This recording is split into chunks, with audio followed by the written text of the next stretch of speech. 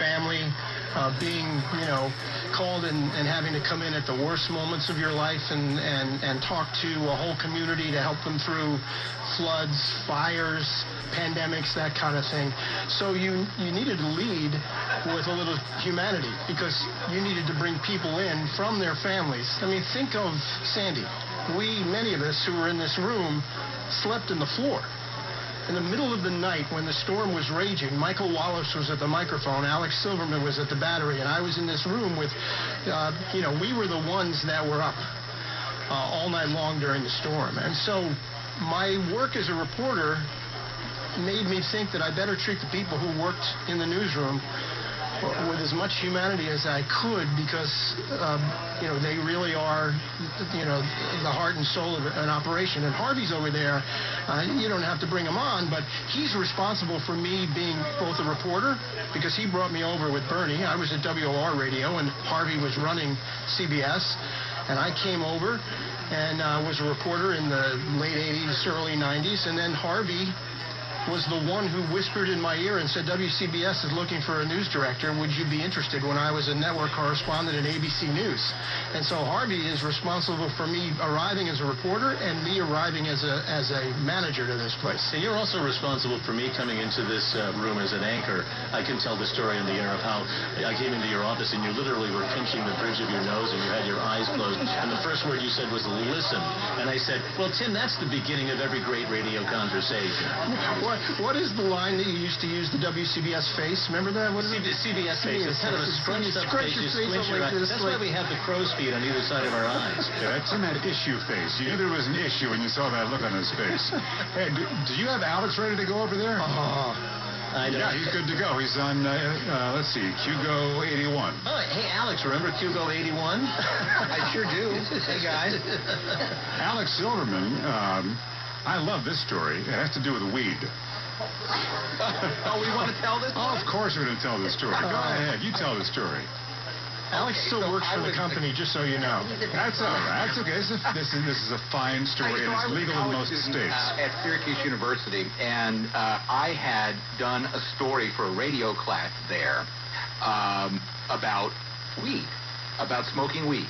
And that's actually how I got my first job. A program director in Syracuse heard that story and decided they wanted to put me on the air. But around that time, I was listening, and this was back in the aughts when you could first start streaming stations from around the country. And I was listening to WCBS at the gym at college. And I heard, it was 4:20 that day, I think at 4:20 p.m., and you, Wayne, said on the air, made some reference to smoking weed on 420. And I tweeted, and again, this is the very beginning of Twitter. We didn't really understand the implications as a college kid. I can't believe Wayne Cabot on WCBS just made a 420 reference. Nothing happened for a week. A week later, Steve Scott, who I think had just come back from a conference where he learned how to search Twitter, replied to my tweet and said, Wayne was so excited that you noticed his 420 reference. And I said, oh, my God, Wayne Cabot at WCBS, who I grew up listening to, thinks I'm a horrible stoner, flunky kid. So I got to do something about this. So I found Wayne's email address somewhere on the internet. I sent you an email, not thinking anything would happen. Not 5 minutes later, I get an email back from you, the nicest thing I've ever seen in writing in the world, inviting me to the radio station, telling me listen to my work as a young reporter in radio in Syracuse. And the next thing I knew, I was in Tim's office, and Tim was hiring me to be a reporter and anchor at WCBS a couple of years later. And so I have both of you and 420 to thank. Well, I think your emotions ran the gamut with me because soon you became a manager who at times became furious at me. I don't think I was ever furious. Oh, there was the whole Rush Limbaugh incident. Remember that? Oh, yeah, okay. Oh, yeah. Rush Limbaugh called us out on something, and I addressed it on the air. And then he talked about it, right? And he talked about it again. And he was shocked that you were such a nice guy. Or something like that. Something like that. But let me say that Alex was one of the best reporters we ever had. And this is in a room filled with some of the best reporters. Steve Burns is here. Sean is sitting next to me. Debbie's here. Debbie was a reporter early on. We worked together at WR. But Alex was one of the best reporters we had in my time at this radio station, and one of the best anchors. And to lose him as a reporter and an anchor to become a manager was really hard for the organization. But it was better for Alex, I think. And look, he's in a terrific place now, but he has a real place in history for the radio station. Well, it's incredible to hear you say that, Tim, and I have you to thank for it, and I'm sorry I couldn't be there in person today. And you were talking about Sandy earlier, and whenever I think about my time reporting at WCBS, it comes to mind because it was definitely the biggest, most kind of broadly impactful thing that I covered. And I was thinking this week about a moment when I was out there in Lower Manhattan covering Sandy, and I was, it was dark, it was flooded, I was looking up at the New York Stock Exchange and the lights were out. And I kind of blurted out this line, and it struck me as bizarre at the time, but I said, I've never felt more alone in New York City. And you know what I realized a couple of days after that? When I started getting messages from all over the region and actually all over the country from people who had heard us that night, from their dinner tables and from their cars and their houses with no power, and they said, you kept us company. The most important thing that you did was you reassured us. And it kind of hit me in that moment that I was not alone. And that was the whole point. The entire point of what we're doing here, when we are talking, when people are hearing us, they are hearing themselves. And they are not alone. And you've asked a lot of people this week what you think the legacy of the radio station is. For me, that's it. It's that people were not alone. We were a companion. We gave them hope. And, we believed we'd always be there. Always the reporter, Alex, and you put it so well there. Your remarks are, the room has finally fallen silent. Harvey, what do you think? What he had to say, and I think that the people at the radio station don't realize the impact that they have, particularly at moments of crisis, because there are literally hundreds of thousands of people who turn to the radio station. And you can see that in the outpouring and the response from people who have talked about the demise of the radio station and how important it was to them and what it means to them and how important it was as they went about their daily lives. And the job that you guys do day in and day out is unheralded, and it's going to be a huge loss to the tri-state area. Harvey Nagler, Tim Sheld, Chris Quimby, our present managers. We have about 30 managers out there, and no one has yet come in here to yell at us for blowing the format up. We didn't get the traffic and weather together on the 8s this time.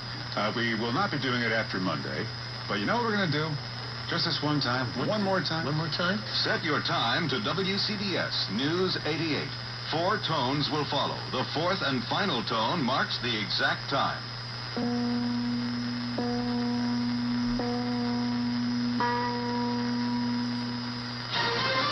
This is CBS News on the Hour, sponsored by Progressive Insurance. I'm Steve Kathan. Democratic convention delegates are set to give the presidential ticket what's likely to be a rousing send-off tonight. CBS's Matt Piper is in Chicago. It has been a busy week here in Chicago with all the politicians on stage, and it all culminates tonight when Vice President Kamala Harris will accept the Democratic presidential nomination. This won't be the first time that she will be on stage. That actually happened the first night here where she spoke for about 2 minutes.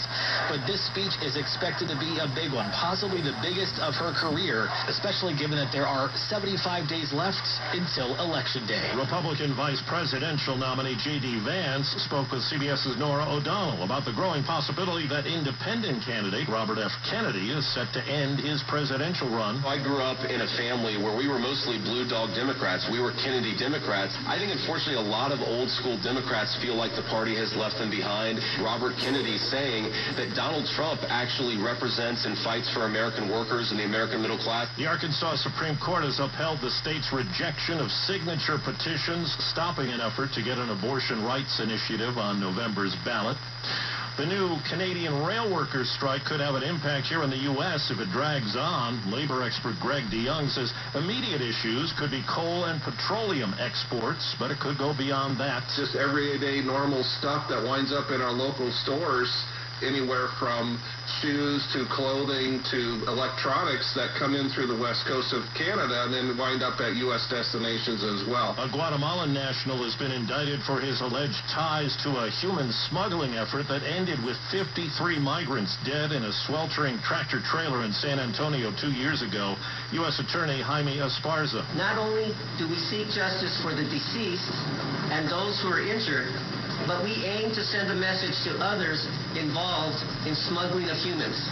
Well, forecasters say it's going to be another day of triple-digit heat in much of Texas today. This middle schooler in Houston is uncomfortable. It feels very humid in an enclosed space, so the air, it doesn't even circulate, just hot air. Period. Former Las Vegas politician Robert Tellis, charged with killing a reporter, is testifying at his own murder trial. Legal analyst Jessica Levinson says it's risky. Now, because he's put himself in that chair, it's not anything he said, it's being there, deciding to testify. We can expect a very vigorous cross-examination by the prosecution. Wall Street, the Dow is down 147 points. This is CBS News. Sponsored by Progressive Insurance. We offer auto, home, and commercial auto insurance, plus a variety of business insurance options. Visit Progressive.com today. WCBS 880 News. The People. Monday in the morning at News Radio 88, WCBS. Dave Flanders and WCBS News Radio 88, Moment Unit number 1. The Moments. An unidentified man who is apparently walking on a tightrope between the towers of the World Trade Center. The events that shaped our lives. All I can tell you is there was a severe electrical storm to the north, just prior to the blackout here. Strike Schmike, enough already. The anxiety is setting in about how I'm going to get home, and I haven't gotten to work yet. Here's Wayne Cabot, Palmer Name, and Bridget Quinn. It's a rare thing to have a New York politician who actually understands how the radio works and what it's like to be on the radio and the challenges of radio. But we were lucky to have that with the former governor of New York, David Paterson, on the line. Governor Paterson, wow, it's great to have you back on the radio again. It's been a little while, and I just remember having spoken with you about what a connection this particular radio station has to you. I love that story. Thanks for coming on with us. It means the world. Well, as I was growing up in Long Island, and, I couldn't read the newspaper because I'm legally blind, and the television had not embraced the news the way it has today. This was really my interest, the first when WINS started in 1955. Then News Radio 88 in 1967, which I liked more because, first of all, I like to hear the news without hearing a teletype behind it. And secondly, because I just thought that the coverage was more extensive.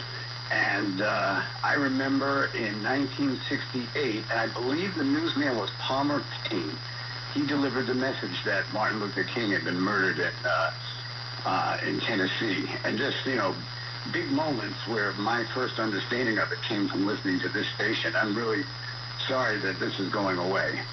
Yeah, we are too. And I know how meaningful it was to all of us when you became governor of New York, and suddenly we had the inside track. That was nice. How you doing, oh, by the way? How you doing? We think about you a lot. We really do. And we revere our listeners, and there's so many over the years, and you probably had the most success of any of them. And I hear you on the radio still. I'm not going to talk too much about that, but I hear you on the radio still. You got your opinions. It's an interesting time in American history, and it's getting more and more difficult, isn't it, in this news environment to get real information out? It really is, and I think that was what the standard of when all news stations first came on was not only to report the news, but to report it accurately and not to jump to conclusions sometimes as you see in the print media. And that's why I so appreciated listening to the station. I remember the first day prior to the station coming on, they had a psychiatrist whose name was Dr. Rose Franzblatt. And she used to do pieces on 88. So then they incorporated her into the whole news channel, the news station, But that didn't last too long, and they had another daily feature called Spectrum, and it would come on 9 times, and different reporters and people of note would comment and talk about things going on in society. So there was really a tremendous amount of creativity at the station that I always appreciated. I thought WCBS sounded important, but you raise an important point, too, Governor, that it was really a cast of thousands here. You could turn on this radio station, and maybe that's what made it sound important, that there were so many people involved in putting it together. Oh, absolutely. And, you know, Irene Cornell and so, you know, some of the other news people, and that they would go right in the thick of the fire. Now, I remember one time with you, Paul, when they had this event called the Million Youth March, and they flew a helicopter over it, and it upset the crowd, and they all started running for cover. And as I'm running for cover, I saw you, and we did an interview while we were both fleeing the scene. I remember that, Governor. I remember that. Governor David Patterson, you remember the name Bill Than, don't you? Yes. Of course. Yes. A mainstay on WCBS. And I'd like to, Governor, thank you for coming on with us, and I'm going to gift you and all of us with that marvelous voice once again. We heard from his daughter, Robin, just yesterday, and she said, I hope I'll be hearing my dad's voice. Well, here's a classic Bill Than on WCBS, and wait till you hear how quick the helicopter traffic reporter is, Lou Timelot, when Bill makes a rare gaffe. Here we go. U.S. Navy has just announced that it has suspended dumping of obsolete munitions in the oceans until all alternative methods of disposal have been studied. And I just got myself in deep trouble with the Musicians Union. Here's Lou Timelot. Well, Bill, I thought for a minute we had heard the last of Hoagie Carmichael, but I was glad we're just losing some munitions. As they say, that's a keeper, that one. Oh, I love that. Hoagie Carmichael reference on WCBS at 12:08. Here's Tom O'Hanlon with the traffic story, Tom. You know, that brings back a fun memory. When I was in college, a friend got me a ride in the WCBS traffic helicopter with Lou, and we flew around the Empire State Building antenna. Among other things, we even buzzed Fordham when I was a Fordham student. Well, checking out what's going on in Westchester, we are stacked up on 287 on the westbound side from the